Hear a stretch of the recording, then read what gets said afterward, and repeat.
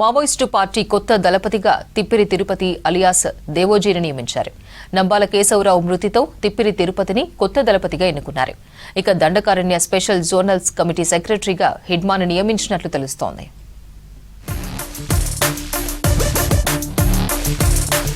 Maoist party ప్రధాన కార్యదర్శిగా ఉమ్మడి కరీంనగర్ జిల్లా కోరుట్లకు చెందిన తిప్పిరి తిరుపతి అలియాస్ దేవ్జీ ఎన్నికయ్యారు.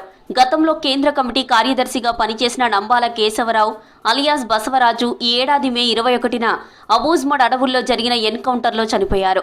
2 నెలల కింద ఇంద్రావతి ఏరియాల సమావేశమైన మావోయిస్టు పార్టీ సెంట్రల్ కమిటీ తిరుపతిని పార్టీ కార్యదర్శిగా ఎన్నుకున్నట్లు సమాచారం. ప్రస్తుతం మావోయిస్టు సెంట్రల్ మిలిటరీ కమిషన్ చీఫ్గా పనిచేస్తున్న తిరుపతి ఇక నుంచి మావోయిస్టు పార్టీ సారథిగా వ్యవహరించనున్నారు. జూలై 24న ఏపీ పోలీసులకు లొంగిపోయిన జోరికి నాగరాజు అలియాస్ కమలేష్, ఆయన భార్య మేడక జ్యోతిశ్వరి అలియాస్ అరుణను ఎస్ఐబి పోలీసులు విచారించగా ఈ వివరాలు వెలుగులోకి వచ్చినట్లు తెలిసింది. కమలేష్ లొంగిపోయే ముందు వరకు తూర్పు బస్తర్ డివిజనల్ కమిటీకి ఇన్ఛార్జిగా పనిచేస్తూ దండకారణ్య స్పెషల్ జోనల్ కమిటీలో సభ్యుడి హోదాలో ఉన్నాడు. 2024 అక్టోబర్ రాయపూర్ దంతెవాడ సరిహద్దులో జరిగిన ఎన్కౌంటర్లో 38 మంది మావోయిస్టులు మరణించగా ఆ ఎన్కౌంటర్ నుంచి కమలేష్ తప్పించుకున్నాడు. జగిత్యాల జిల్లా కోరుట్లలోని అంబేద్కర్ నగర్కు చెందిన తిప్పిరి వెంకట నరసయ్య గంగూబాయి దంపతులకు జన్మించిన తిరుపతికి 2 తమ్ముళ్లు, 1 అక్క ఉన్నారు. 1984లో కరీంనగర్ ఎస్ఆర్ఆర్ డిగ్రీ కాలేజీలో డిగ్రీ ఫస్ట్ ఇయర్ చదువుతున్న సమయంలో రాడికల్ స్టూడెంట్ యూనియన్లో చేరాడు. ఏబీవీపీ, ఆర్ఎస్యూ విద్యార్థి సంఘాల మధ్య జరిగిన ఘర్షణల్లో కేసులు నమోదు కావడం, పోలీసుల వేధింపులు తీవ్రం కావడంతో తిరుపతి అజ్ఞాతంలోకి వెళ్లాడు. దళ సభ్యుడిగా, కమాండర్గా పనిచేసి అంచెలంచెలుగా ఎదిగి ప్రస్తుతం మావోయిస్టు సెంట్రల్ కమిటీ మెంబర్గా, మిలిటరీ కమిషన్ చీఫ్గా, దాడుల వ్యూహకర్తగా వ్యవహరిస్తున్నారు. కొయ్యూరు అమరులు నల్ల ఆదిరెడ్డి, ఎర్రంరెడ్డి సంతోష్ రెడ్డి, శీలం నరేష్ జ్ఞాపకార్థం తొలిసారిగా పీపుల్స్ లిబరేషన్ గెరిల్లా ఆర్మీ సాయుధ ఫ్లాగ్ను ఏర్పాటు చేసిన ఘనత తిరుపతికి ఉంది. 10ల సంఖ్యలో ఎన్కౌంటర్ల నుంచి తిరుపతి చాకచక్యంగా తప్పించుకున్నారనే పేరుంది. చంద్రబాబుపై జరిగిన దాడి ఘటనలో నంబాల కేశవరావుతో పాటు తిప్పిరి తిరుపతి పాత్ర ఉన్నట్లు అప్పట్లో ప్రచారం జరిగింది. దంతెవాడ సమీపంలో సెంట్రల్ రిజర్వ్ జవాన్లపై దాడి జరిపి 74 మందిని హతమార్చిన ఘటనకు తిరుపతి సారథ్యం వహించినట్లు పోలీసు రికార్డులు వెల్లడిస్తున్నాయి.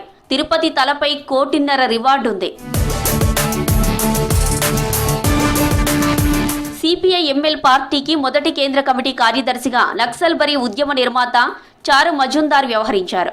ఆ తర్వాత పార్టీ పేరు సిపిఐ పీపుల్స్ వార్గా మారాక కృష్ణా జిల్లాకు చెందిన కొండపల్లి సీతారామయ్య కేంద్ర కమిటీ కార్యదర్శిగా 1992 వరకు పనిచేశారు. 1980లో కొంతకాలం కేజీ సత్యమూర్తి అలియాస్ శివసాగర్ కేంద్ర కమిటీ కార్యదర్శిగా పనిచేశారు. 1992లో కొండపల్లి సీతారామయ్య స్థానంలో ఉమ్మడి కరీంనగర్ జిల్లా బీర్పూర్ ముప్పాళ్ల లక్ష్మణరావు అలియాస్ గణపతి ఎన్నికై 2018 వరకు కొనసాగారు.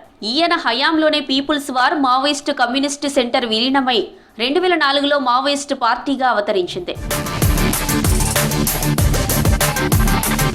2018లో శ్రీకాకుళం జిల్లాకు చెందిన అప్పటి central military commission chief Nambala Keshavarao alias Gangana Basavaraju కేంద్ర కమిటీ కార్యదర్శిగా ఎన్నికయ్యారు.